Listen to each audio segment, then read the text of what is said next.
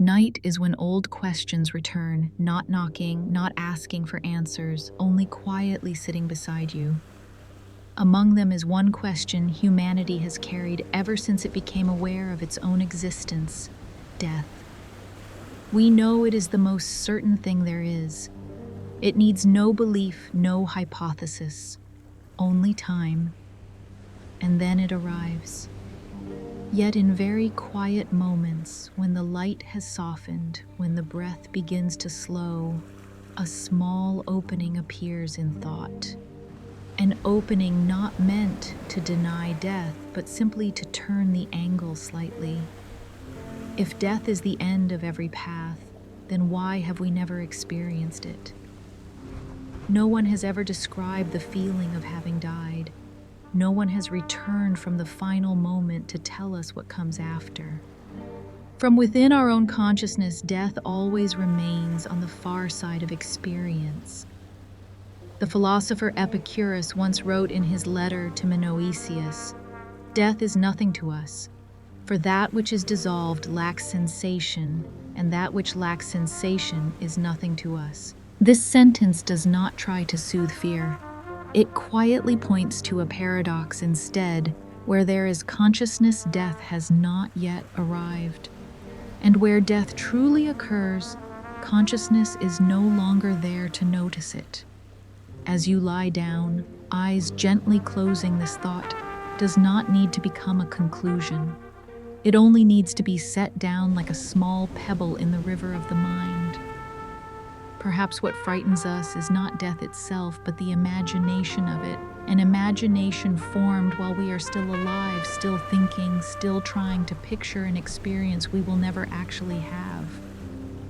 The philosopher Martin Heidegger called the human being a being toward death, a creature living with awareness of its own finitude. Yet perhaps precisely because we cannot experience death, all its weight is placed upon life as it is now. Each moment becomes more fragile. Each breath becomes more precious, not because it lasts forever, but because it is happening right now. And when you allow this thought to drift through without arguing, without resisting, the mind begins to soften. Not because the question has been answered, but because it no longer needs to be. The night does not ask you to understand everything. It only invites you to remain, to listen, and to let the greatest questions humans carry become light enough for you to sleep in peace. After the question of death quietly settles behind you, the mind begins to drift into a deeper region, one where the things we once believed to be certain start to soften. If death has never been experienced from within consciousness, then what truly is operating at the deepest layer of reality? It is here that physics, a field often imagined as dry and exact, opens onto one of the strangest and most gentle possibilities of all reality, may not choose a single outcome. In the familiar world of everyday life, everything appears to unfold along a straight line. One event leads to a consequence. One choice excludes all others. But when physicists began to look deeper, smaller than atoms, smaller than the particles once thought fundamental, they encountered something that unsettled human intuition. At the deepest level, the world does not behave like a single-threaded story. It resembles an unfinished piece of music where multiple melodies coexist before the listener's ear settles on a particular note. Quantum mechanics does not tell us what will happen. It speaks only of what could happen. A particle may be here, and at the same time, it may be elsewhere. An event may unfold in one way, yet it does not rule out another. Before measurement, before observation, reality exists as a wide spectrum of possibilities, unforced into becoming a single answer. The physicist Albert Einstein, who spent his life searching for a deeper order in the universe, once objected to this with a famous line from his scientific correspondence: "God does not play dice with the universe." Yet the universe seems unconcerned with the comfort of human intuition. Experiment after experiment suggests that at the quantum level, probability is not a sign of ignorance, but the very nature of reality itself. The world is not hiding a single outcome behind a curtain. Perhaps there is no single outcome to hide at all. Listening to this at night, you do not need to understand every equation or experiment. What matters more is the feeling it leaves behind. A very light feeling reality is not as rigid as we once believed. It does not close in on itself. It does not seal itself shut. It opens quietly like a space that allows many possibilities to exist together without immediately excluding one another. Philosophy touched this feeling long before physics found a mathematical language for it. William James, in The Will to Believe, wrote of a pluralistic universe where truth is not a single solid block, but an unfolding process. And though James spoke neither of particles nor of waves, that spirit seems to echo strangely in modern quantum mechanics. The world is not locked into a single course until we force it to be so. Even the act of observation, something that appears passive, becomes part of the story. When you look, when you measure, when you become aware, reality seems compelled to give an answer. But before that moment, it remains suspended, open, undecided, as if the universe were waiting patiently, unhurried and unforced, until a consciousness touches it. The philosopher Ludwig Wittgenstein once wrote in the Tractatus Logico-Philosophicus, "The world is everything that is the case." Yet quantum mechanics whispers an additional layer very softly before as the world as could be. And within that space of possibilities, nothing is entirely excluded. Every outcome hangs in the balance like dreams that have not yet chosen their dreamer. As this thought spreads through the mind, it need not provoke anxiety if you do not grasp it too tightly. On the contrary, it can offer a strange kind of comfort. If reality itself is not compelled to choose a single path from the beginning, then perhaps mistakes, detours, and fragile moments in life are not final endings either. They are simply one among countless ways the world can move through itself. And then, as your breathing slows, quantum mechanics is no longer a difficult theory. It becomes a lullaby image, a universe that does not rush to conclusions, that does not hurry to close every door. A universe that allows every possibility to exist, at least in silence, before anything must become certain. Within this gentler space, the mind can release its need to know exactly what will happen. For if even reality itself has not yet rushed to choose, then neither do you have to. The night is still here. Possibility remains open, and you are allowed to drift into sleep carrying the sense that at the deepest layer of the world, and perhaps of yourself, not everything needs an answer right now. As the thought of reality's open possibilities slowly settles, another question gently emerges, not loudly, not demanding an answer. If at the deepest level reality does not hurry to choose a single outcome, then where do the remaining possibilities go? Do they vanish, or do they continue to exist quietly, somewhere beyond the reach of ordinary awareness? It is in this pause that the many worlds interpretation enters, not as a firm declaration, but as a long, patient whisper of physics. A whisper suggesting that no possibility is ever truly discarded. Every choice, every probability, every outcome is preserved by reality, not in memory, but within the very structure of the universe itself. This idea was proposed by the physicist Hugh Everett III in 1957, when he asked a daring question: what if the quantum wave function never collapses? If there is no moment when reality is forced to choose a single path, then where do all the other paths go? Everett's answer was both simple and unsettling.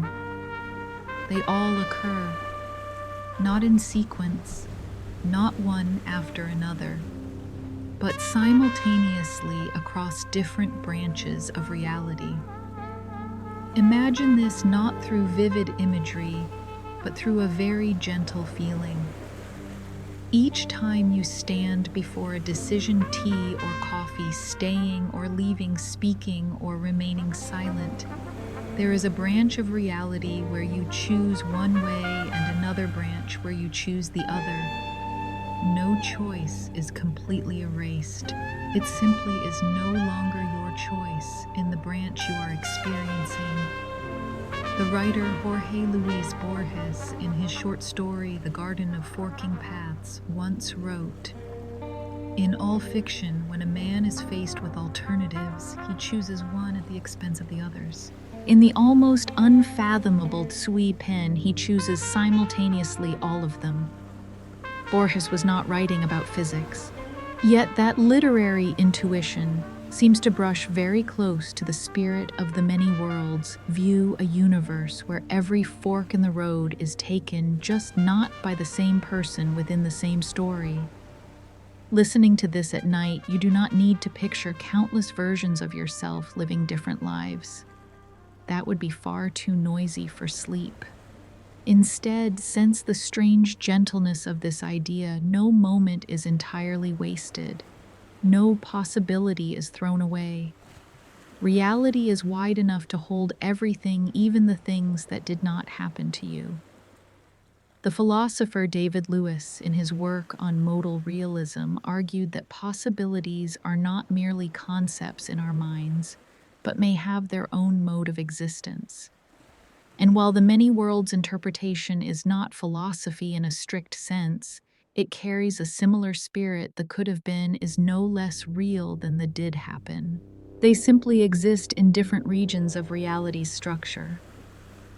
Here, a very quiet comfort begins to appear.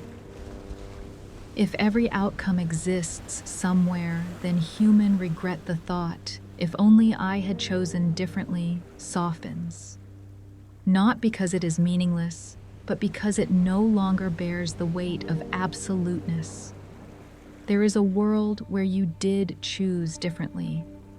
And this world, the one you inhabit now, is simply one of many ways reality is telling its story. Friedrich Nietzsche once proposed the idea of eternal recurrence as a demanding test of life. But the many worlds view moves in a gentler direction. Not everything repeats identically, but everything is allowed to occur each time in a different way. Not to test the will, but to widen the space of existence itself. As your breathing becomes steady, this idea does not need to become a belief. It only needs to be there like a quiet background. A universe that is not stingy with possibility. A reality that does not slam doors shut the moment you pass through a single turn. Somewhere other paths continue not to call you back, but to remind you that reality is always larger than personal experience. And within that vastness, the mind can finally let go. You do not need to live every life.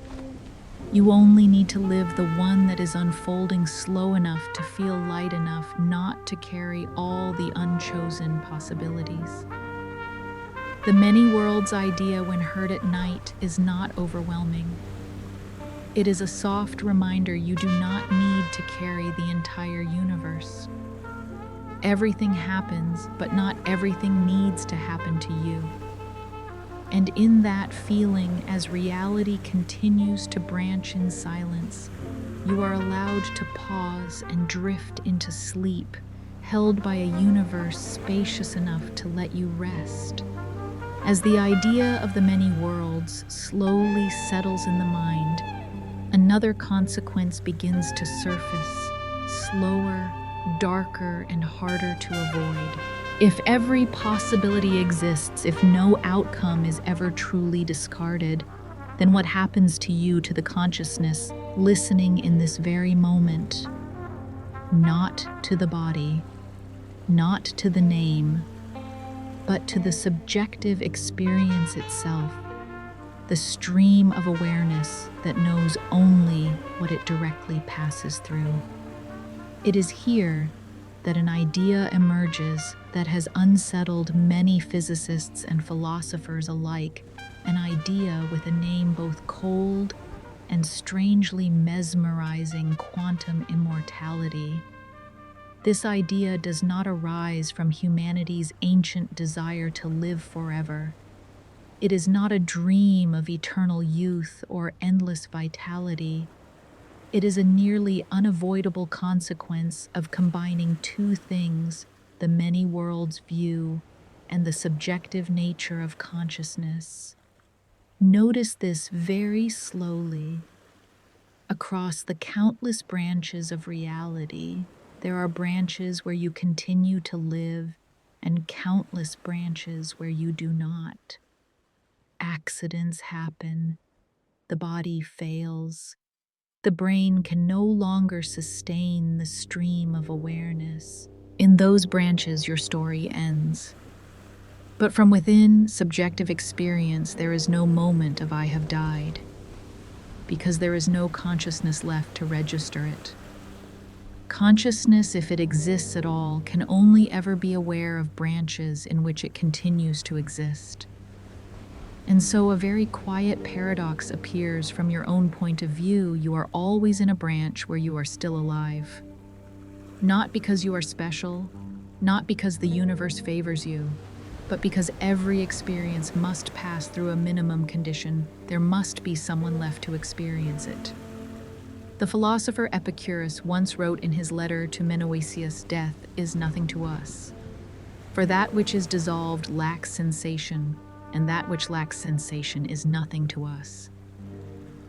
In this context, the sentence takes on a different tone. Not merely moral comfort, but a cold description. Death never appears within experience itself.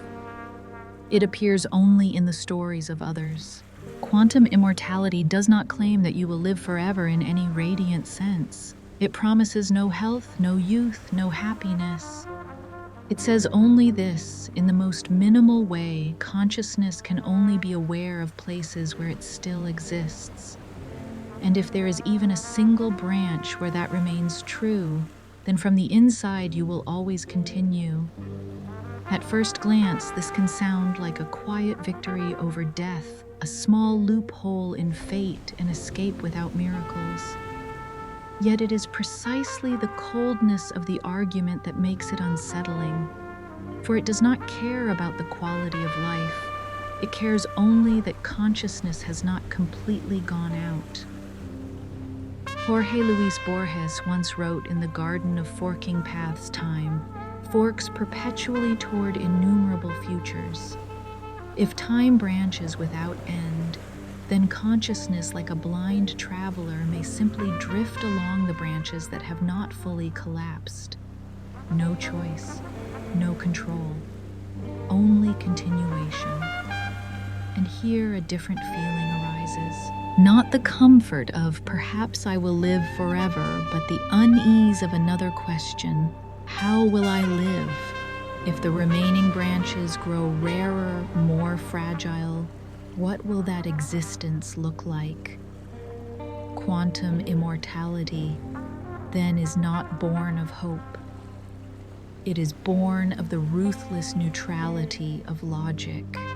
And for that very reason, it does not need to be true to be haunting. It only needs to be possibly true. The philosopher Derek Parfit once wrote in Reasons and Persons, "Personal identity is not what matters." If that is so, if you are only a chain of connected experiences, then quantum immortality is no longer about preserving a person, but about preventing that chain from being fully severed.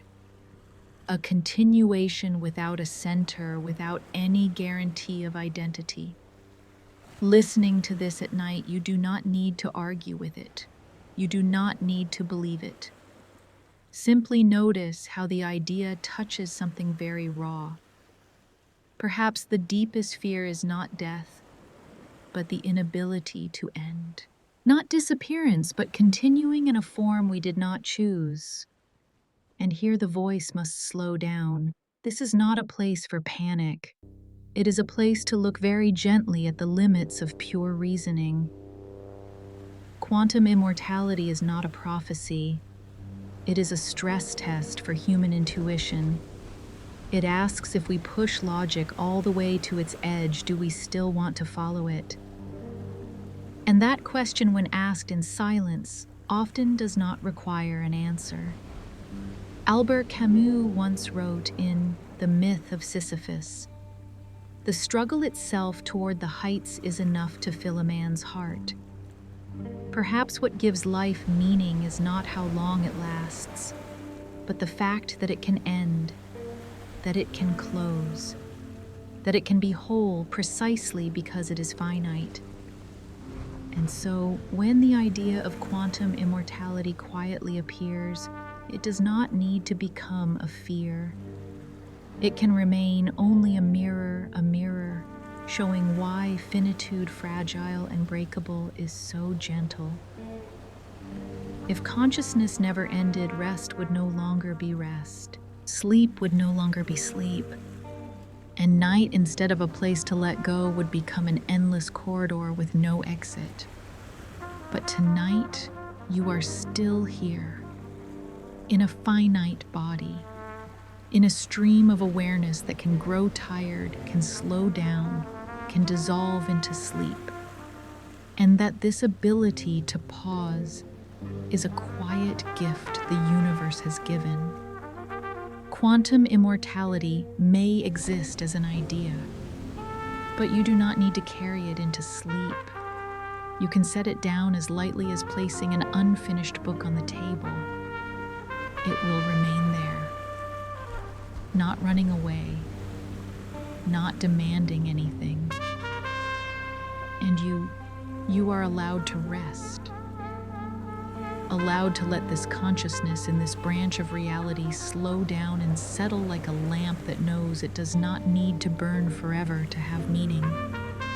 After the idea of quantum immortality has been gently set aside, not yet as a belief, but simply as an open question, the mind naturally drifts toward a very quiet point. A point where humanity's deepest fear is looked at again from the inside death. Not as a biological event, not as a social ending, but as an experience, or more precisely, as the absence of experience. If we truly listen to this at night, something very strange appears. No one has ever described the moment of being dead. There are stories of near death. There are blurred memories at the threshold. But the moment when consciousness completely shuts down, the moment we call death, has never been experienced from within, not because it happens too quickly, but because wherever there is experience, death has not yet arrived. The philosopher Epicurus touched this more than 2,000 years ago in his letter to Menoetius. Death is nothing to us, for that which is dissolved lacks sensation, and that which lacks sensation is nothing to us.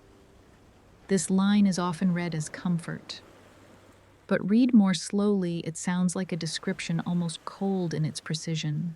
Not, do not fear death, but rather there is no subject there to be afraid. Death is not a final, painful experience. It is the end of the possibility of experience itself. Within the context of quantum immortality, this idea becomes even sharper. If consciousness exists only where it continues, then every moment where consciousness ends, every death is automatically excluded from subjective experience, not because the universe avoids it, but because there is no one left there to know it has occurred. This creates a very quiet paradox. From the perspective of others, your death is an event. It has a time, it has consequences, it leaves memories carried by those who remain. but from your own perspective, the only perspective you ever truly have. Death never appears as a moment you pass through. It always lies beyond the last moment in which you can know that you exist. The philosopher Thomas Nagel, in his essay Death, wrote of death not as a negative experience, but as the absence of experience. He did not call it pain, but the absence of life. And that absence from the inside has no color, no sensation, no content. As you lie down at night, this thought does not need to become a logical conclusion. It only needs to be felt as a lightning. If death is never experienced, then the only thing ever experienced and ever capable of being experienced is life. Not life stretched infinitely long, but life unfolding right now in the breath that is slowly becoming softer. Martin Heidegger once described the human being as being toward death in being and time. But perhaps this does not mean that we are moving toward an experience. Perhaps it means that we live in the light of a limit we know exists, but can never reach from within consciousness itself. In the logic of quantum immortality, this is taken to its extreme. If there are countless branches of reality, and in every branch where consciousness ends, experience ends with it, then consciousness, if it continues anywhere at all, will always wake up in a branch where it has not yet gone out. Not because it chooses to, but because only places where consciousness remains can ever be experienced. At this point, the mind may want to resist, to say this is absurd, and perhaps it is. But at night, we do not need to settle what is true or false. We only need to notice something subtler. Much of humanity's fear of death does not come from any real experience, but from the imagination of the living. Leo Tolstoy once wrote in A Confession, "Is there any meaning in my life that will not be destroyed by the inevitable death awaiting me?" This question was not asked by someone who had died. It was asked by a consciousness that was alive, imagining a future it could never experience. And it is in that gap between imagination and experience that fear is born. If you allow this thought to drift slowly through you, it does not make life meaningless. On the contrary, it makes each moment very concrete, very close, very real. For if death is never experienced, then every experience you have had and ever will have belongs entirely to life. This does not deny loss. It does not deny the grief of those who remain, but it moves death out of the center of personal experience. It is no longer a chasm waiting for you to fall into. It is a boundary where experience simply stops without pain, without awareness, without requiring courage to cross. And because of this, at night, the mind can begin to loosen its vigilance. There is no need to stand guard against death, no need to prepare for a moment that cannot be experienced.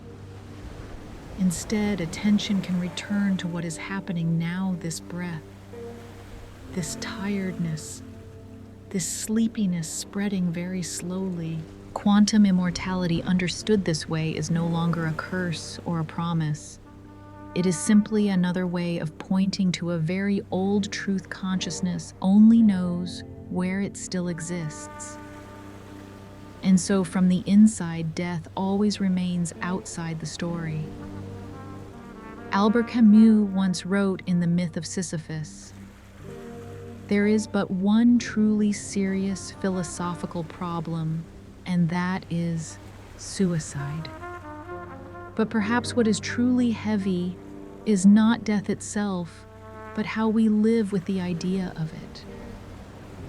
When that idea is placed in the right place, not at the end of the road, but at the edge of experience, it loses its weight. It becomes a quiet emptiness that allows life to unfold without having to justify itself. And now, as the night deepens, you do not need to carry any argument with you. You do not need to convince yourself that you will not die. You only need to notice that you will never experience death by the very meaning of the word experience. What you are experiencing now in this very small moment is something else entirely letting go, allowing rest. And that very simply is enough for this consciousness in this branch of reality to slow down and gently dissolve into sleep. After the thought that death is never experienced from within has gently settled, the mind naturally moves into another region, slightly brighter yet more dangerous. In this space, quantum immortality no longer appears as a cold paradox, but as a whispered promise. A promise that sounds strangely familiar, very ancient, as if it has been murmured to humanity since the moment we first realized we would die. On the surface, the idea feels like a victory over death itself. If your consciousness, from its own subjective point of view, always continues along the branches where it still exists, then have you not crossed the greatest limit of life? No gods required, no miracles, no metaphysical faith. Only a reality vast enough and you never truly end. This dream is not new.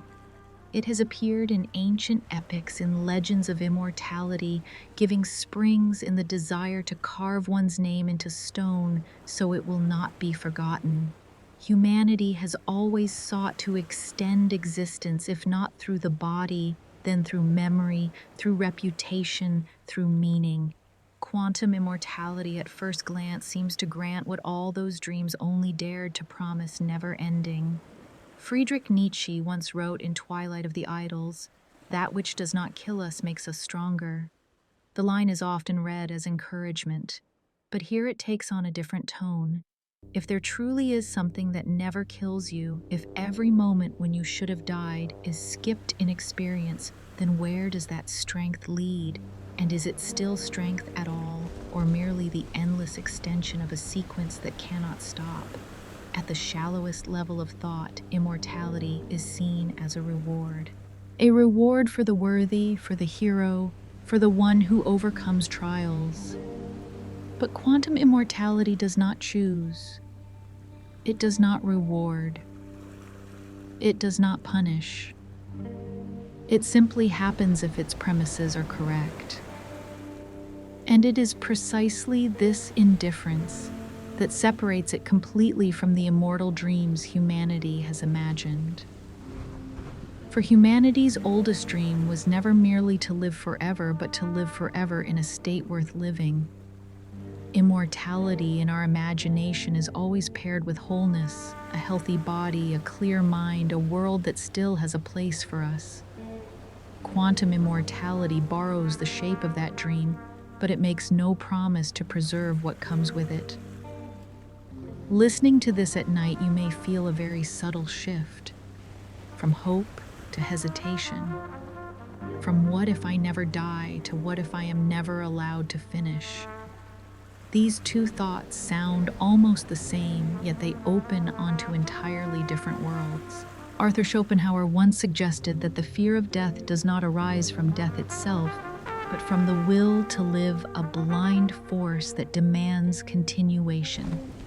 And perhaps quantum immortality is the vision in which that will is satisfied yet never allowed to rest.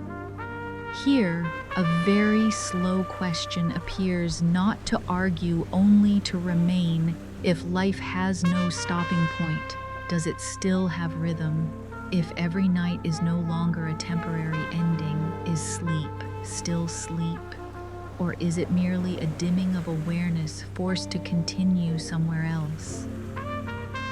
Jorge Luis Borges once wrote in his Reflections on Immortality that immortal beings eventually become indifferent to everything, because without limits, nothing is truly urgent. No moment needs to be cherished more than another. And and within that infinity meaning begins to dissolve. It sounds like a victory over death, yes, but only when viewed from far away as a symbol. When we move closer, very close, that victory begins to lose its shape. It no longer resembles a gate opening toward light. It feels more like a road stretching endlessly, without signposts, without a place to stop and look back. Albert Camus once wrote in The Myth of Sisyphus, "The struggle itself toward the heights is enough to fill a man's heart. But that struggle only has meaning when there is a summit, when there is a moment to set the stone down. If the stone rolls forever and the road never ends, then what fills the heart? Or does it slowly wear away with no place left for completion? In the night, as consciousness begins to slow, you may sense that victory over death is not what the mind is truly seeking. What it seeks may be much simpler permission to stop, to be tired, to let go, to end a day without needing to know what tomorrow will bring. Quantum immortality on the surface strikes at humanity's deepest fear, the fear of disappearance. But when followed further, it touches another fear more delicate, the fear of never being allowed to disappear, never being allowed to dissolve into silence, never becoming a story that has been fully told. And here, humanity's oldest dream begins to fracture. Not because it is wrong, but because it lacks something profoundly human, a limit, a boundary, a moment that says this is enough. As you lie listening to these words, you do not need to reject quantum immortality, nor do you need to accept it. Let it remain where it belongs as a mirror. A mirror reflecting why finitude, fragile, breakable, carries such a quiet beauty. For without endings, there is no climax. Without night, day loses its meaning. And without the possibility of falling into deep sleep, without dreams, without awareness, wakefulness itself ceases to be a gift. It sounds like a victory over death. But perhaps what humanity truly needs is not victory, but reconciliation with time, with limits, and with the right to end each day in a very quiet sleep where consciousness does not need to prove anything and is finally allowed to drift away in silence. After the dream of a victory over death has briefly flickered into view and then begun to fracture, the mind naturally drifts toward another question, slower and deeper. But what happens after a very long time, not after a year, not after a human lifetime, but after time has stretched so far that numbers themselves lose their meaning? Here, quantum immortality begins to reveal another face, no longer a promise, no longer a dream, but a cold consequence of probability when it is pulled toward infinity. When time grows long enough, what was once rare begins to appear. And when time becomes infinite, only what is rare remains. In the early moments of life, your existence is supported by very ordinary probabilities. The heart beats in rhythm. The lungs function smoothly. The body repairs small errors each day. But if you were to continue existing endlessly, if every moment that should have ended is filtered out of experience, then over time, the branches of reality, where you remain alive, would no longer be familiar ones. Probability, when forced to serve infinite survival, begins to betray intuition. The surviving branches are no longer places where things go well. They become places where the unusual occurs not because they are better, but because they are the only ones left. The philosopher David Hume once warned that human intuition about probability works well only within familiar ranges. When we step beyond ordinary timescales and sizes, the rules that once made us feel safe begin to collapse. And quantum immortality placed within infinite time is precisely where that collapse unfolds quietly. At first, the strangeness may be small, a severe accident you happen to survive, a dangerous illness that unexpectedly recedes. But as time goes on, those miracles must grow ever more extreme, because the branches where everything proceeds normally, where the body weakens and then stops, are gradually excluded from subjective experience. And so after a very long time, the remaining branches begin to take on a different shape. They no longer resemble the world you once knew.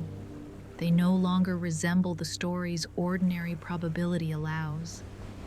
They become strange, not in a mystical sense, but in a mathematical one.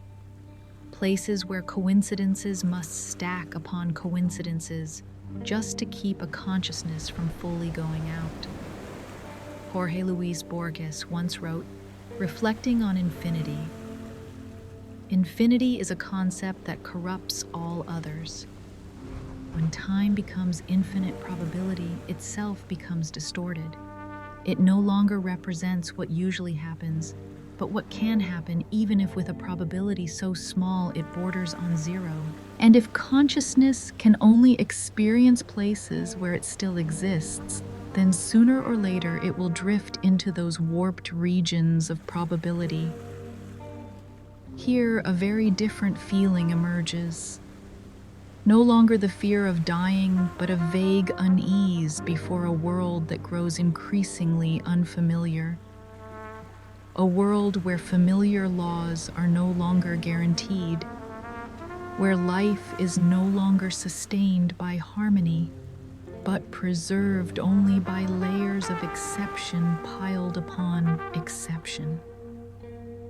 Arthur Schopenhauer once wrote in The World as Will and Representation, life swings like a pendulum backward and forward between pain and boredom. But in this vision, the pendulum no longer swings naturally. It becomes stuck at extremes where pain does not end and boredom is never released by a natural conclusion. Listening to this at night, you do not need to imagine concrete details. What matters is not imagery, but the feeling of dissonance. The sense that the reality you inhabit is no longer where you should be, but where you must be, because no other option remains for experience to continue. The surviving branches after a very long time are no longer happy branches. They are leftover branches, like the last islands after the water has risen, not because they are better, but because they are higher, if only slightly, than everything else. Albert Camus once wrote in The Myth of Sisyphus, "A world that can be explained even with bad reasons is a familiar world." But these strange branches of reality are worlds no longer easy to explain even with poor reasons. They feel alien. They no longer carry the sense of home. And it is this unfamiliarity that slowly turns quantum immortality from a dream into a nightmare. Still, in this nighttime voice, we do not need to push fear any further. The purpose is not to tense the mind, but to help it recognize the value of limits, the value of time not stretching infinitely, the value of probability still favoring the ordinary. When you think about this very slowly, a quiet comfort begins to appear. Perhaps the ending of a life is not a failure of reality. Perhaps it is the way reality protects itself from being warped by infinity, and the way it protects consciousness from drifting into regions of probability that are no longer human. Quantum immortality asks what happens if we never stop. But that very question, when listened to at night, highlights a simple answer: being allowed to stop is part of well-being. If you let this thought settle, it loses its fear. It becomes a gentle reminder that the world you live in, with its familiar rules, with probabilities that still favor balance, is a rare place. And you are here now, not because probability has betrayed you, but because it is still standing on the side of what is just enough. And in that moment, as your breathing slows, you may allow yourself to let go. No need to reach infinity. No need to step into strange branches. Simply remain here in this night, in this body, in a reality still ordinary enough to allow you to sleep in peace. After imagining survival branches growing increasingly strange, the mind begins to touch a quieter truth, one without noise or drama. Yet deeply permeating survival does not mean living fully. Somewhere along the remaining chain of possibilities, you may still exist. But that existence might be only just enough not to vanish, just enough for consciousness not to go completely dark, just enough for life to continue at a minimum level. Pause here for a moment and breathe more slowly.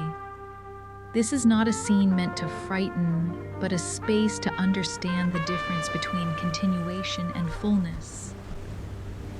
In everyday life, we often confuse the two. We assume that as long as we are breathing, we are alive. Yet more deeply, human beings long for something else to live, with richness of feeling, with memory, connection, and meaning. In the scenario of quantum immortality, this confusion becomes unmistakable, consciousness requiring only a minimal threshold to persist, could cling to branches where the body has grown exhausted, where vital functions no longer work in harmony, but remain just sufficient to sustain a faint flicker of awareness. Not because the universe is cruel, but because probability, when stretched across time, needs only to preserve the most minimal conditions. Aristotle in Nicomachean Ethics distinguished between biological life and eudaimonia, the flourishing of human existence. He wrote that the aim of life is not merely to exist, but to live well. Though he did not speak the language of physics, his intuition aligns closely with what is being revealed here. Existence is not the same as flourishing. Imagine this, not through concrete images, but through feeling. A body that has passed through too many moments that should have ended. Those moments leave traces. The body grows tired. Its self-repair systems can no longer keep pace. Consciousness, dependent on the delicate structure of the brain, begins to blur, not extinguished, but no longer sharp. Life continues, but like a small flame burning in still air, not strong enough to warm. Friedrich Nietzsche once wrote, "In Thus spoke Zarathustra, one must still have chaos in oneself to be able to give birth to a dancing star." The line reminds us that a full life requires energy, creative tension. But in this vision, that chaos is gone, not because order has triumphed, but because the energy needed for meaningful life has slowly drained away. What remains is a form of existence too weak to generate anything new, yet not weak enough to end. Here, quantum immortality no longer resembles victory. It becomes a test of what we mean by living. If you still exist but no longer feel deeply, no longer hold coherent memory, no longer connect, what remains of you? A scattered sequence of moments, a flickering awareness like a dim light in a long corridor. William James once wrote in the Principles of Psychology, "My experience is what I agree to attend to." But what happens when the capacity for attention, the foundation of experience, is worn away? when consciousness is no longer clear enough to agree to anything at all. In such a state, life does not disappear, but neither does it appear as we once understood it. It hovers too dull to feel pain, too dim to feel joy. Listening to this at night, a very gentle sadness may arise. Not the sadness of loss, but the sadness of thinning. Life once a rich current has narrowed to a small stream. No rupture, no climax, just continuation. Virginia Woolf once wrote in Moments of Being, "Life is not a series of gig lamps symmetrically arranged. Life is a luminous halo.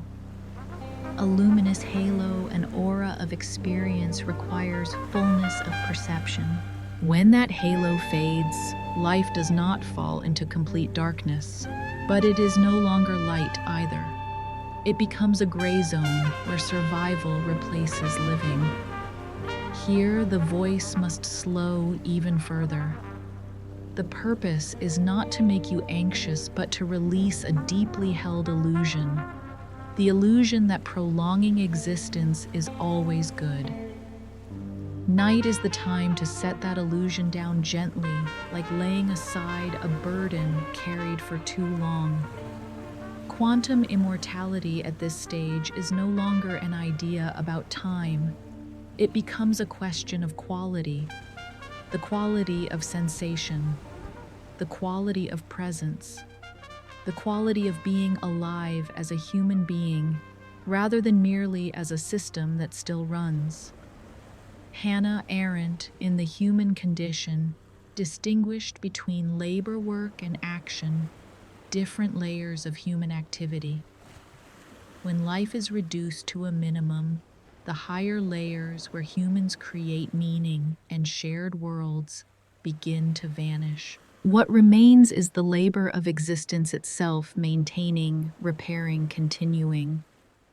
And here a very quiet healing can occur. When we realize that living fully requires more than simply lasting longer, we begin to cherish the smallest things of the present. A clear sensation, a continuous memory, a genuine connection. These things within finitude become priceless. If you allow this thought to settle, it does not make the night heavy. Instead, it makes the night kind. For the night reminds us that being allowed to sleep deeply, without dreams, without awareness, is itself a form of wholeness, a true rest. Not continuation at all costs, but being allowed to stop with dignity. Albert Camus once wrote in The Myth of Sisyphus, living is keeping the absurd alive. But keeping the absurd alive does not mean stretching it infinitely. Perhaps living fully means knowing when to continue and when to let go, when to stay awake and when to sleep. In this moment, while your consciousness is still clear enough to listen, still warm enough to feel, you do not need to worry about those faint survival branches. You are here in a body still whole enough to breathe steadily, in a mind still bright enough to listen. And that very simply is living fully for tonight.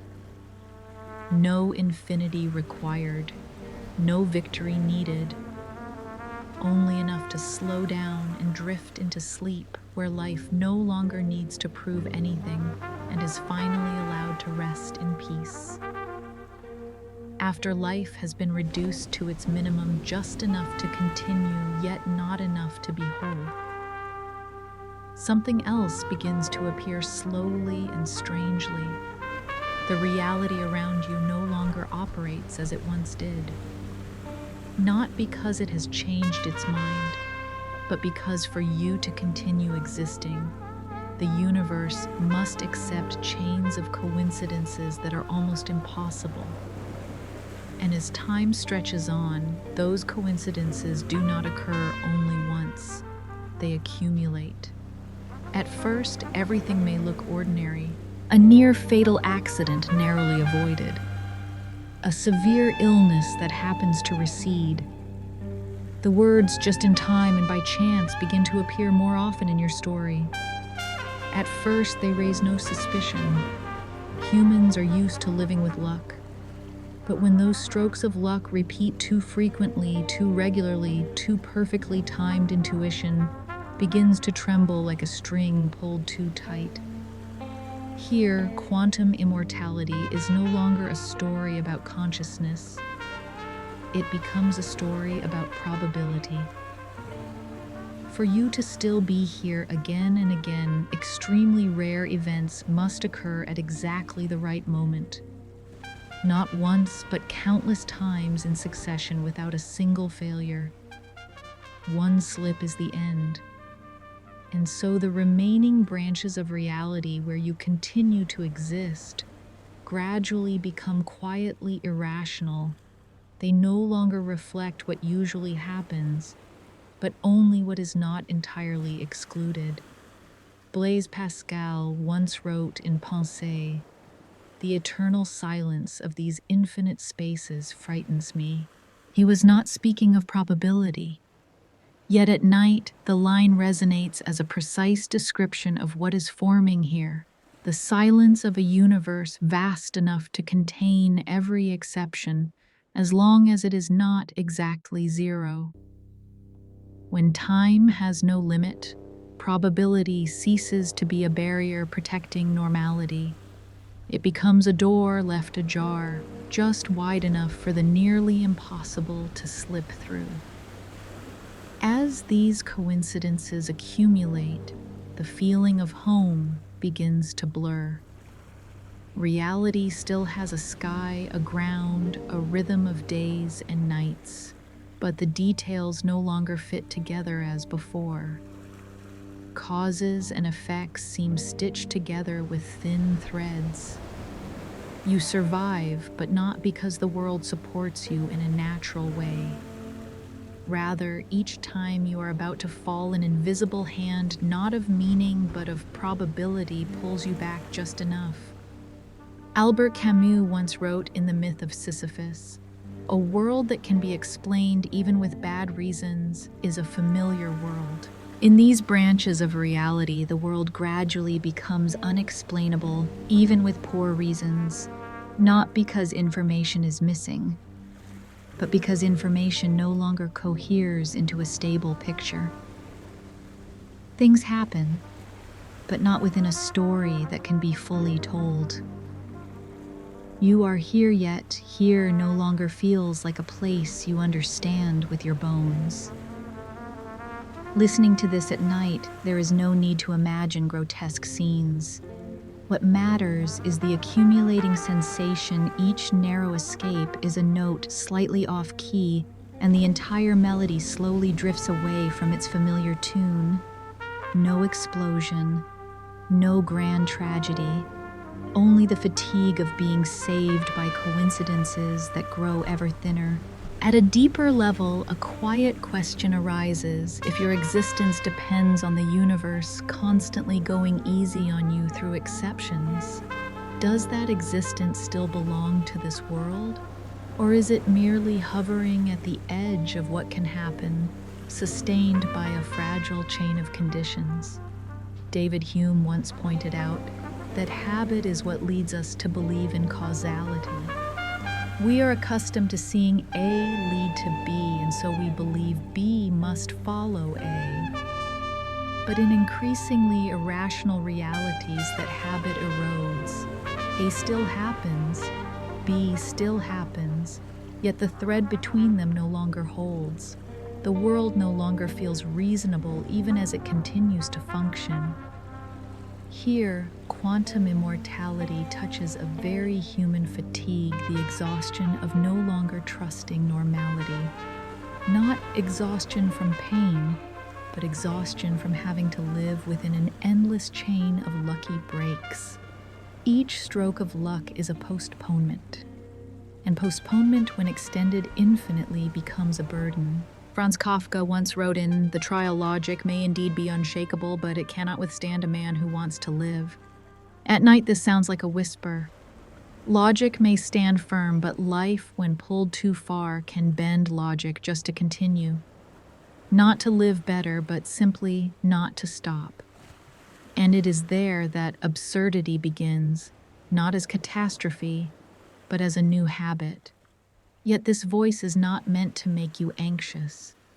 For the moment we look directly at absurdity, another comfort appears. Perhaps the fact that our world has limits, where probability still favors the ordinary, where coincidences do not need to pile up, is precisely what makes it livable. Perhaps an ending is not the collapse of meaning, but the stopping point that protects meaning. If you allow this thought to settle, it no longer feels frightening. It becomes a very quiet gratitude. Gratitude that most of the time you do not need successive miracles just to exist. Gratitude that this world, with all its imperfections, is still coherent enough for you to call it home. And in this very small moment, when your breath is steady, when your body is supported by the bed, when the night does not demand that you be rescued one more time, you may let go. No more coincidences needed, no more exceptions required. Simply allow normality to do its gentle work. Increasingly irrational realities may exist as possibilities. But tonight, you are in a reality reasonable enough to let you rest. And that very simply is a gift. After reality grows increasingly irrational, another consequence quietly comes into view, not loud, not dramatic, but deep and cold, the absolute isolation of the one who does not die. Not the loneliness of being alone in a room, but the isolation of a consciousness that continues while most other worlds have gone on without you. If we look very slowly at the structure of the many worlds, something becomes clear. In most branches of reality, you died long ago. Accidents could not be avoided. The body did not recover. The chain of coincidences was no longer dense enough to keep you here. In those branches, your story closed and the world continued uninterrupted. But in the branch you are experiencing, you are still here. Not because you were chosen, not because you are special, but because consciousness can only know the places where it still exists. And so from the inside, you keep walking while most other versions of you have already disappeared. Here, a very strange feeling begins to form. Not the fear of death, but the sense of being left behind, not by any particular person, but by the very structure of possibility itself. You remain alive in one branch, while the relationships that once shaped you, family, friends, those you loved, no longer exist with you across most other branches. Martin Buber once wrote in I and Thou, all real living is meeting. The line reminds us that human life is not made of isolated existence, but of encounter. Yet in this vision, encounters begin to lose their ground. Not because you no longer meet people, but because each relationship, when viewed across the full structure of the multiverse, becomes a thin exception, a probabilistic coincidence that two streams of consciousness still persist long enough to touch. Listening to this at night, there is no need to imagine the versions that have died. What matters is the feeling of drifting away. As if you are moving forward through a long corridor while behind you, the rooms where you once belonged slowly turn off their lights. Not because someone closed the doors, but because no one is left inside. Franz Kafka once wrote in his diary, "The meaning of life is that it stops." The sentence sounds like a paradox, yet in the light of this chapter, it becomes a gentle observation. Shared endings are what keep life synchronized. When everyone passes through similar milestones, birth, aging, death, relationships have common points to hold on to. When one consciousness does not end alongside others, that synchrony dissolves. And so relationships gradually become probabilistic shadows. You remember someone, but the likelihood that they still exist with you in the same branch grows smaller and smaller, not because they were unimportant, but because probability does not care about meaning. It only preserves what has not been entirely ruled out. Emmanuel Levinas argued that ethics begins with the face of the other, with the presence of an irreplaceable other. But in the scenario of quantum immortality, the other slowly becomes a memory no longer anchored in a shared present. You still remember that face, but it no longer looks back at you from the same world. Here, isolation is not loud. It does not scream. It does not demand attention. It spreads slowly like fog at night. You may still talk, still interact, still live among people. Yet at a deeper level, there is a sense that you are passing through relationships rather than moving forward with them. Hannah Arendt in The Human Condition emphasized that humans exist within a common world built by the simultaneous presence of many people. When that simultaneity fractures, life does not collapse at once, but it loses its thickness of reality. Everything becomes light, thin, easy to dissolve. In this nighttime voice, there is no need to push this feeling toward despair, because the moment we look directly at absolute isolation, another truth appears. Finitude is what keeps us together.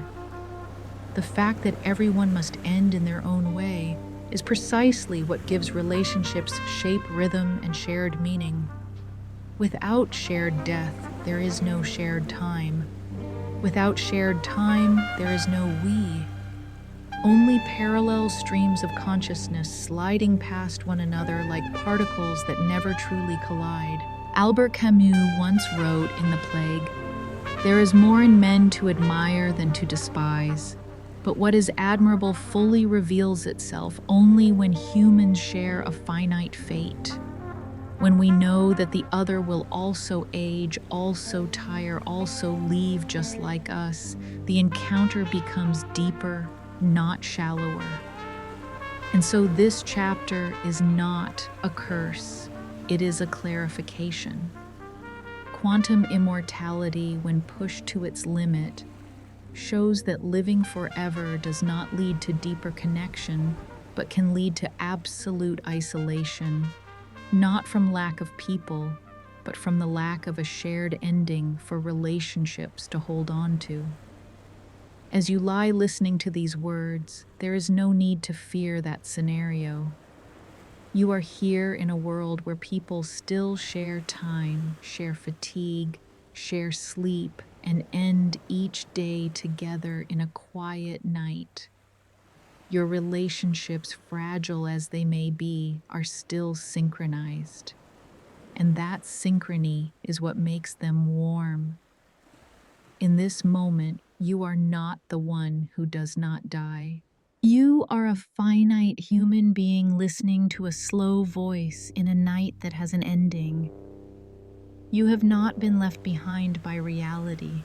You are in the right branch, the branch where people still meet one another, say goodnight, and drift into sleep together. And that very simply is enough to dissolve all isolation. After the sense of absolute isolation has been set down, not to escape it, but to look at it directly, a deeper, quieter question begins to emerge. It does not ask about time. It does not ask about probability. It asks about identity. A question that sounds familiar, yet in this context becomes sharper than ever. Are you still you?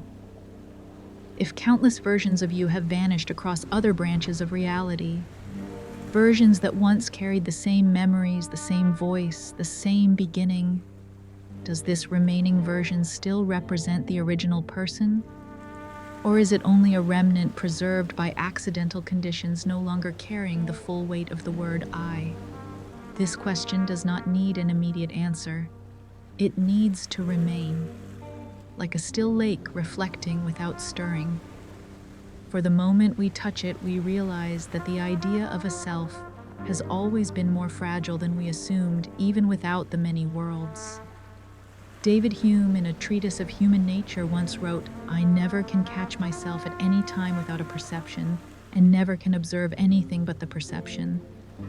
Hume could not find a fixed self. He found only a stream of ever-changing experiences.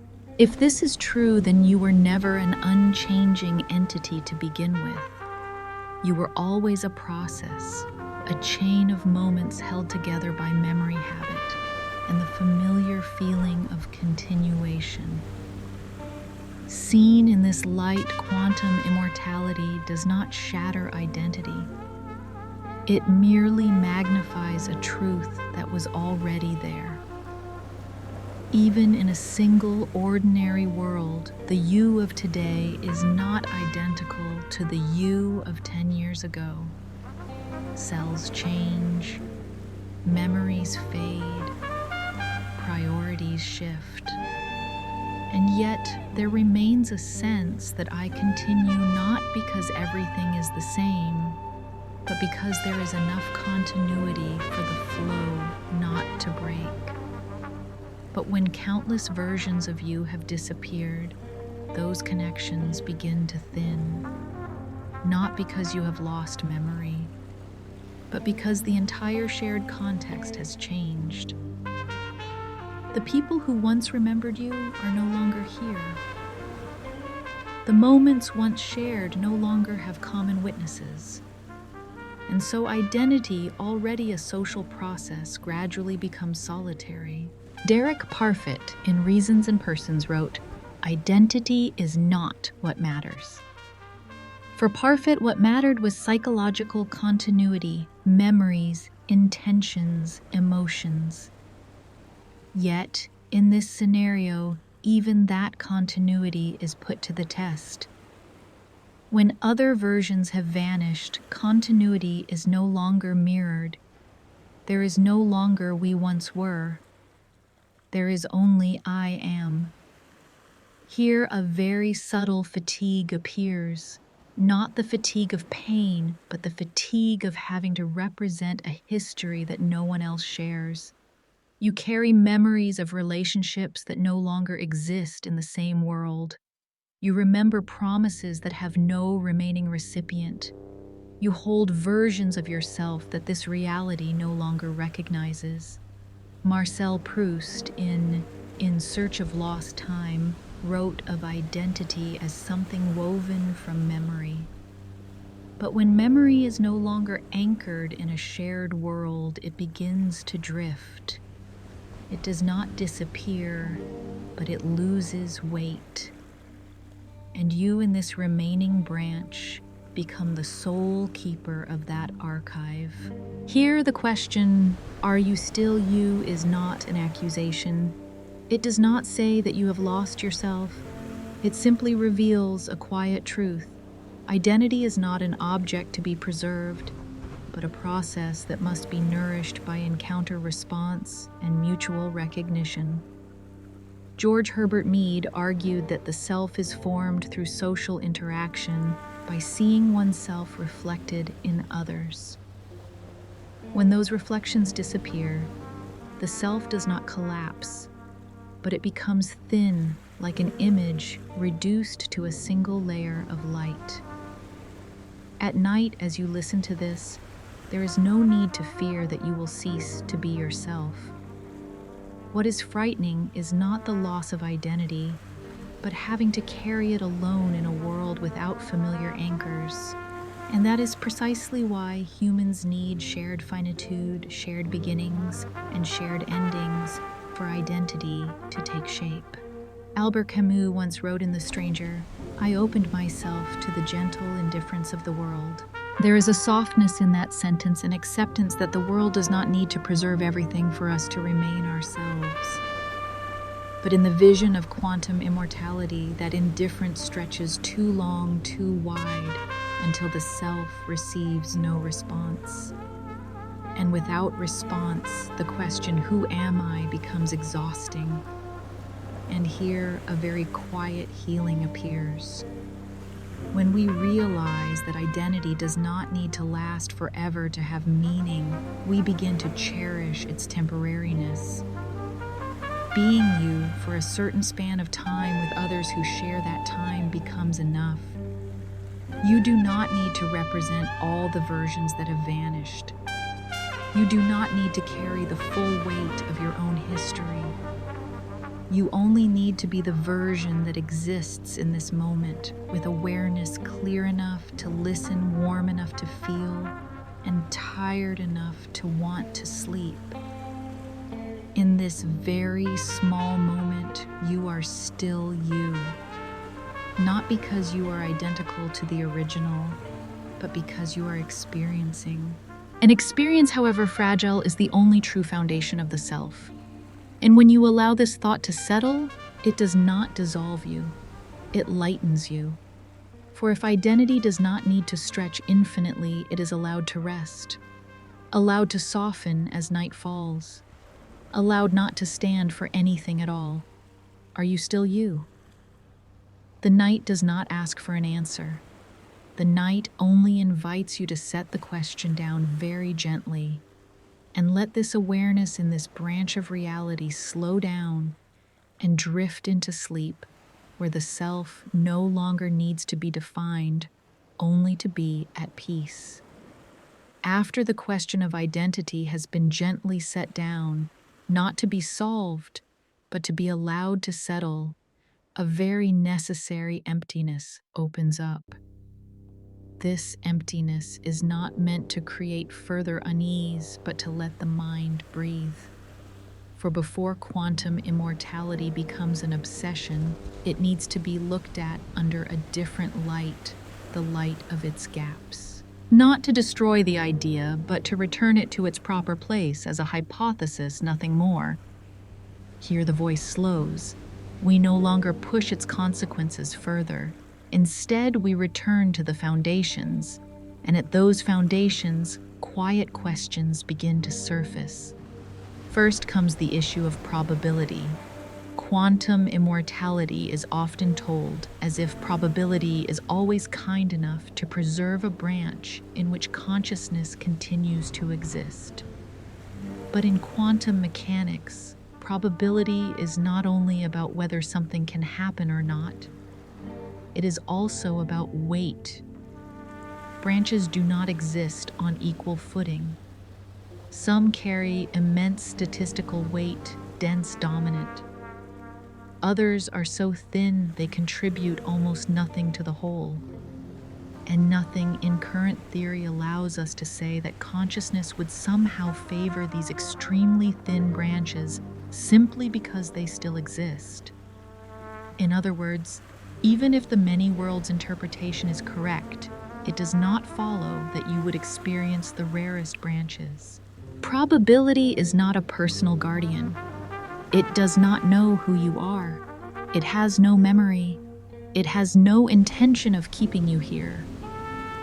Then there is consciousness itself, the most fragile point of the entire hypothesis. Quantum immortality quietly assumes that consciousness is something that can follow surviving branches. Yet modern neuroscience suggests something very different. Consciousness is not an independent stream, but a process tightly bound to the physical structure of the brain. When the brain stops functioning in certain ways, subjective experience does not move elsewhere. It ends. There is no evidence that consciousness can detach from its biological basis to jump branches. Nor is there any scientific model that describes such a mechanism.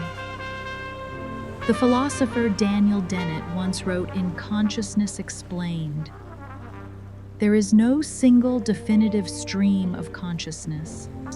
If consciousness is not a single stream but a collection of distributed processes, then the idea of a persistent self surviving every physical rupture becomes very difficult to sustain, not because it fails emotionally, but because it lacks a credible mechanism.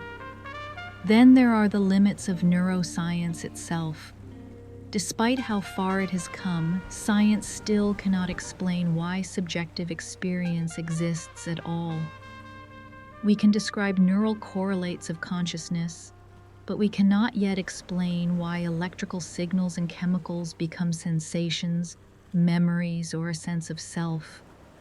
And it is precisely this gap that often gets filled with speculation beyond the data. Quantum immortality lives in that gap. It has not been fully disproven, but neither is it supported strongly enough to stand as a theory. It is a story stretched across multiple assumptions that do not quite lock together. Karl Popper once emphasized that a scientific theory must be falsifiable, but quantum immortality, due to its subjective nature, is almost impossible to test. If you are still alive, you can say the hypothesis holds. If you are not, there is no one left to say otherwise. And it is this asymmetry that makes it dangerous, not because it is false, but because it cannot be laid to rest by evidence. Here, something gentle appears. When these gaps become visible, the pressure to believe or to fear begins to dissolve. Quantum immortality no longer hangs above you like a destiny. It returns to its true shape, a thought experiment, a test of intuition, not a map of the future. Ludwig Wittgenstein once wrote in Tractatus Logico-Philosophicus, "Whereof one cannot speak, thereof one must be silent." This does not ask us to extinguish imagination.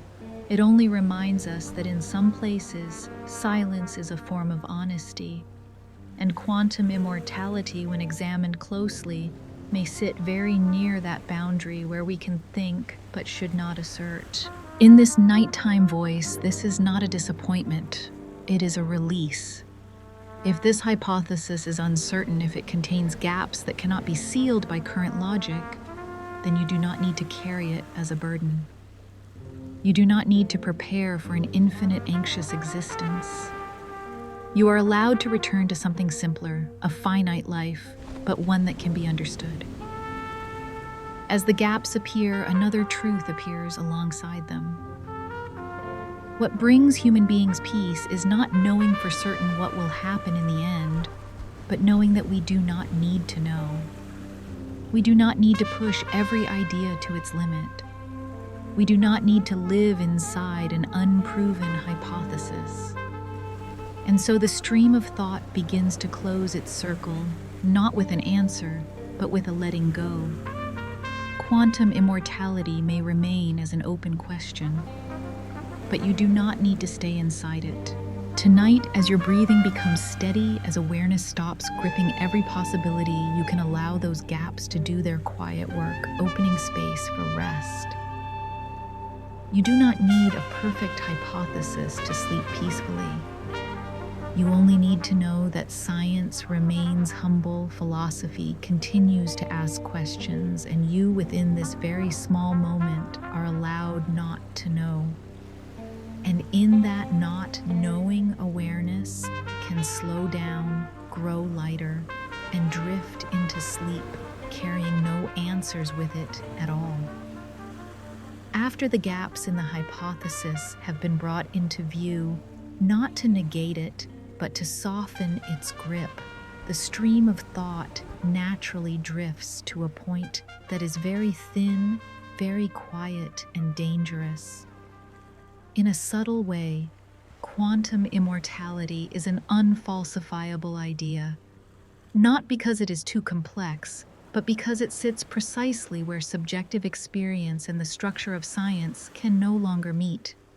Here the voice must slow by another beat. For the danger of this idea does not lie in whether it is true or false, but in the fact that it cannot be set down by any evidence at all. If you are still alive, the hypothesis has not yet been disproven. If you are no longer alive, there is no one left to say that it was wrong. In both cases, quantum immortality remains there silent, untouched. Karl Popper once wrote about the boundary between science and metaphysics in The Logic of Scientific Discovery. A theory which is not refutable by any conceivable event is non-scientific. This does not mean such ideas are worthless, but it does mean they do not belong to the same space as scientific truth. They cannot be tested. They cannot be challenged by data. And for that very reason, they can quietly slip from being a hypothesis into becoming an unspoken belief existing without evidence, yet still shaping how one sees life. Quantum immortality is dangerous in this sense. It can seep into the mind as something possibly true, and from there, blur the boundary between what we imagine and what we live by. Not loudly, not dogmatically, just a prolonged whisper. Perhaps you will never truly end. Listening to this at night, there is no need to panic. Simply notice the subtle ways the idea works.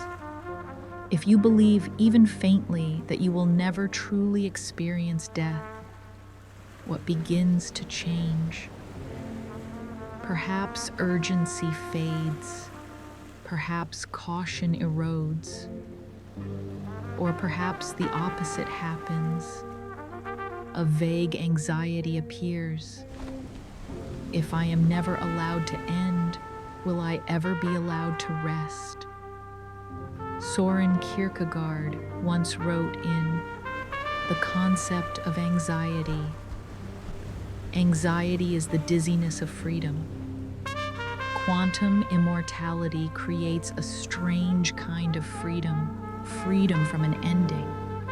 But this freedom is unshaped, without limits, and therefore disorienting. When there is no clear stopping point, actions risk losing their weight. Choices grow ambiguous because they are no longer framed by finitude, by the pressure that makes them matter. Here, the danger is not scientific, it is psychological. Human beings do not live well inside unfalsifiable ideas. The mind needs boundaries not to be imprisoned, but to give form to meaning. When an idea can be neither true nor false, it easily becomes a hazy backdrop that drains color from everything else. Albert Camus once wrote in The Myth of Sisyphus, "Belief in the meaning of life always implies a scale of values." But quantum immortality, precisely because it cannot be tested, cannot offer a stable scale of values. It does not tell us what deserves to be cherished more. It does not say what is enough. It only stretches possibility and leaves the mind alone to navigate an infinite openness. And for this reason, it is dangerous in a very quiet way. It does not frighten immediately. It exhausts over time. Exhausts by offering no foothold. Exhausts by leaving one unsure how to live with the idea at all. Believing it or rejecting it does not make it disappear. Ludwig Wittgenstein once reminded us in Philosophical Investigations, "The limits of my language mean the limits of my world." Quantum immortality sits at the edge of scientific language and thus at the edge of the world that can be spoken. When we try to carry it into everyday life, it does not expand that world, it dilutes it. Concrete things, a meal, sleep, a conversation shrink beneath the shadow of a future without an ending. In this nighttime voice, the point is not to dismiss the idea. It is to place it where it belongs, as an intellectual story, a test of intuition, not as a truth to live by. When we do this, a very soft relief appears. For if quantum immortality cannot be proven, then it does not need to be carried. You do not need to prepare for an infinite, uncertain future. You do not need to fear being trapped in a stream of awareness that never gets to rest. William James once wrote in Pragmatism, "The truth is what works." And perhaps what works for the human mind is not unfalsifiable ideas, but limits clear enough to live gently within. The limits of a day with a morning and an evening. The limits of a human life with a beginning and an end. These limits are not failures of reality. They are the conditions of well-being. As you lie listening to these words, quantum immortality may still be there like a distant cloud. But you do not need to step into it. You can remain with what is closer, more certain, the feeling of the body growing heavy, of the eyelids, lowering, of the night doing its quiet, kind work. An unfalsifiable idea does not need to be resolved before sleep. It can be set aside very gently, like a book that does not need to be finished tonight. Not forgotten, but not carried either. And in that moment, when the mind is no longer pulled toward futures without stopping points, you can return to something deeply human, ending a day. Sleeping. Being allowed for a while not to exist in awareness. Quantum immortality may be dangerous because it cannot be proven, but the night is not dangerous. The night is only here to remind you that you do not need to live inside every idea. You only need to rest. After passing through the gaps in the theory, the limits of science, and the untestable uncertainty itself, the stream of thought now reaches a deeper layer where fear no longer takes the shape of death. It becomes subtler, quieter, and for that reason, harder to face. Human beings often believe they fear disappearance. They fear the moment consciousness shuts down. They fear absolute emptiness. But if one listens very slowly in the silence of night, something else can be sensed beneath it all, the fear of existing forever in a state worse than ending. Not nothingness, but being without still being oneself. Within imaginings of quantum immortality, this fear gradually takes form. Not as a sudden shock, but as a weary extension. A consciousness not permitted to turn off, yet no longer whole enough to be called living. Existence sustained only because it has not completely vanished, not because it still carries meaning. The philosopher Arthur Schopenhauer once wrote in The World as will and representation. If children were brought into the world by an act of pure reason alone, would the human race continue to exist? Hidden within that question is a cold intuition. If existence is nothing more than continuation, detached from the quality of experience, then life ceases to be an obvious gift. And it is precisely here that a fear deeper than death begins to reveal itself, the fear of meaningless prolongation. For death at least carries clarity. It ends the chain of experience. It closes the story. But an existence that cannot end after losing the capacity for full feeling resembles a story that is never finished, only repeating faint lines, fewer words each time, less and less meaning. Thomas Nagel once wrote in Death, "The fear of death is not a fear of being dead, but a fear of the loss of life."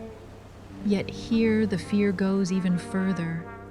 Not the loss of life, but the loss of the ability to live while still being forced to exist. A suspended state where consciousness is not bright enough for happiness, yet not dark enough for rest. Listening to this at night, you may feel a slight tightening in the chest. Not panic, just a fragile recognition that what is most frightening is not ceasing to be, but having no exit, no final period, no moment in which one is allowed to let go. Franz Kafka once wrote in The Trial, "The court wants nothing from you. It receives you when you come and dismisses you when you go. In this context, the line carries a different echo. Humanity's deepest fear may not be judgment, but never being allowed to leave, never being dismissed, never being permitted to finish one's role in the play of existence. In visions of quantum immortality, this becomes clear. Consciousness continues, yet each moment grows thinner than the last. Memories fragment, emotions fade. The bond with the world weakens like a frayed thread. And fear is no longer the fear of pain, but the fear of not being alive enough even to feel pain. Martin Heidegger once wrote, "In being and time being towards death is essentially anxiety." But perhaps in a fear deeper than death, one is no longer oriented toward death at all, only trapped before it, unable to reach it, unable to pass through. An infinite postponement where life no longer moves toward anything. Here the voice must soften, for the purpose is not to enlarge fear, but to look at it directly and then to set it down. This fear arises because human beings long for meaning, and meaning, strangely enough, requires limits in order to exist. Friedrich Nietzsche once wrote in "Thus spoke Zarathustra," "All joy wants eternity." Yet Nietzsche also understood that joy can be felt precisely because it does not last forever.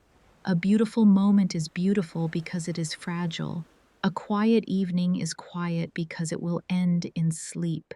When imagining an existence that never concludes, humanity touches a paradox. Meaning dissolves when there is no stopping point.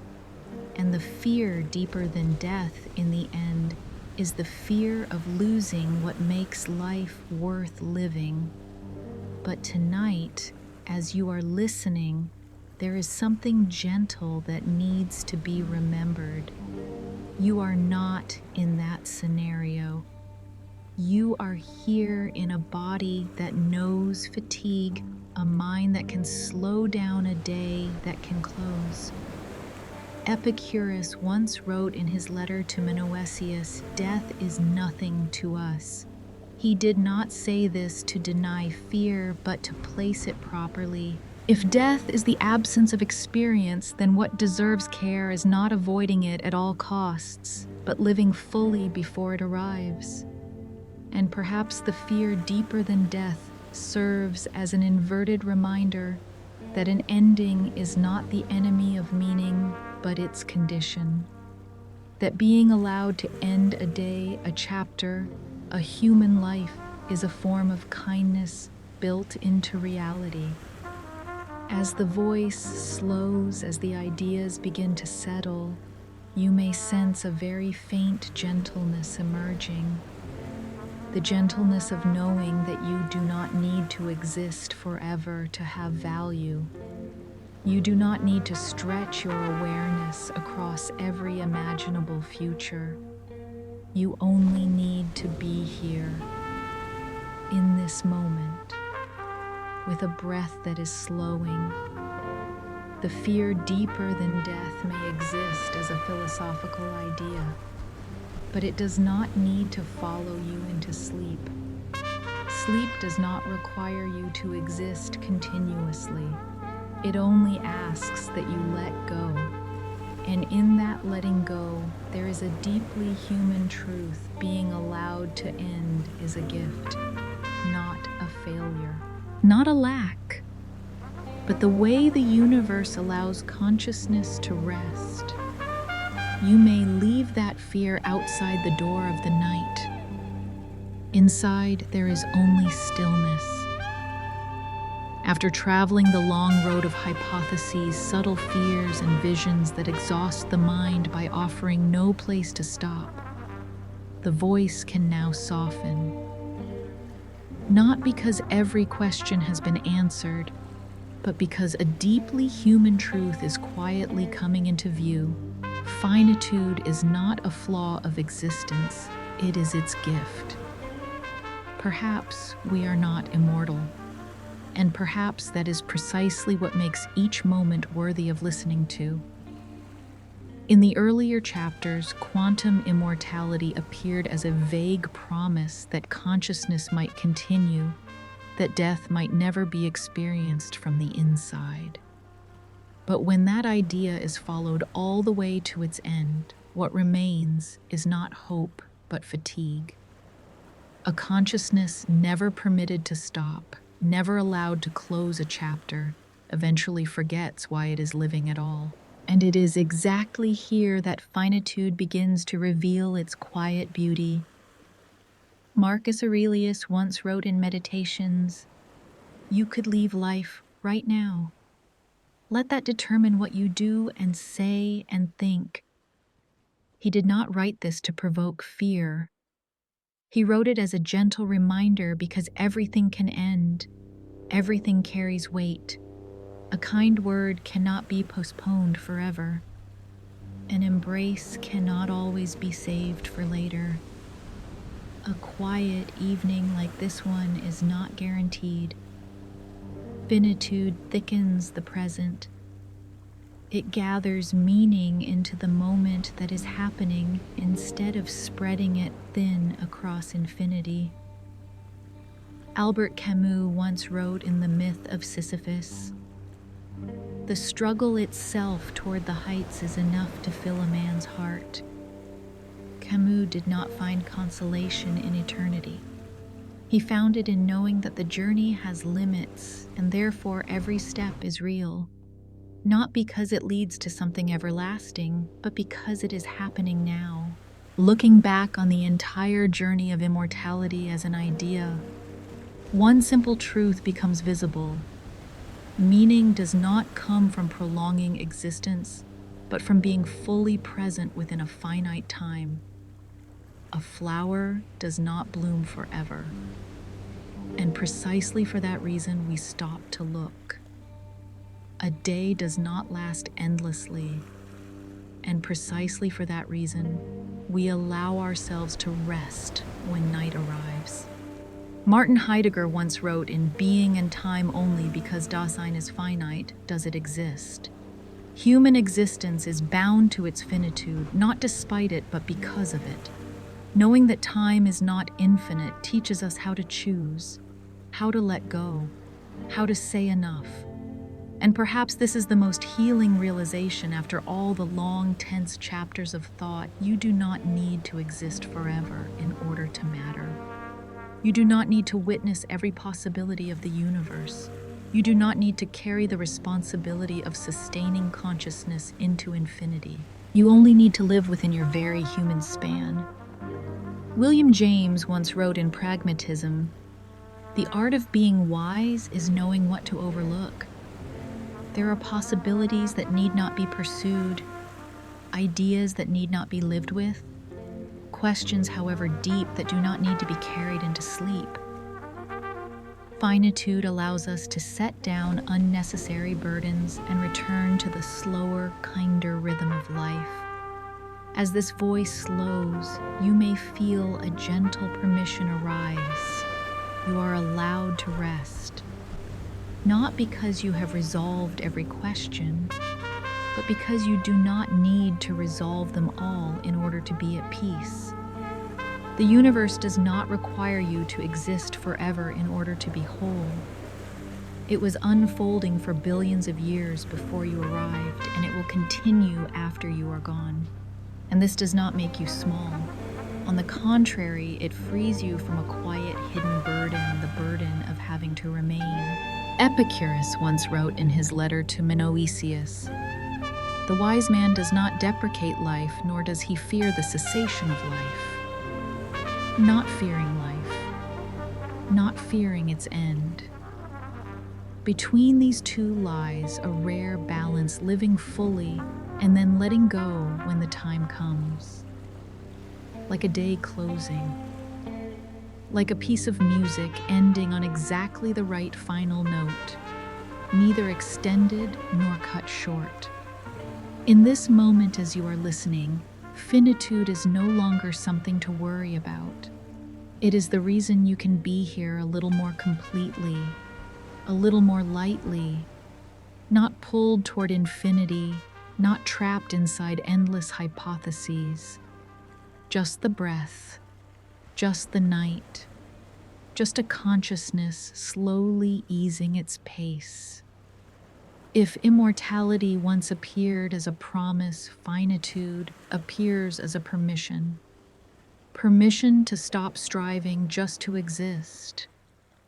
Permission to not prove your meaning through endless time.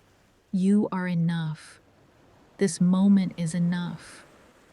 And when sleep comes, it is not a disappearance. It is only a small, gentle ending so that tomorrow, if it comes, can begin again. You are allowed to rest.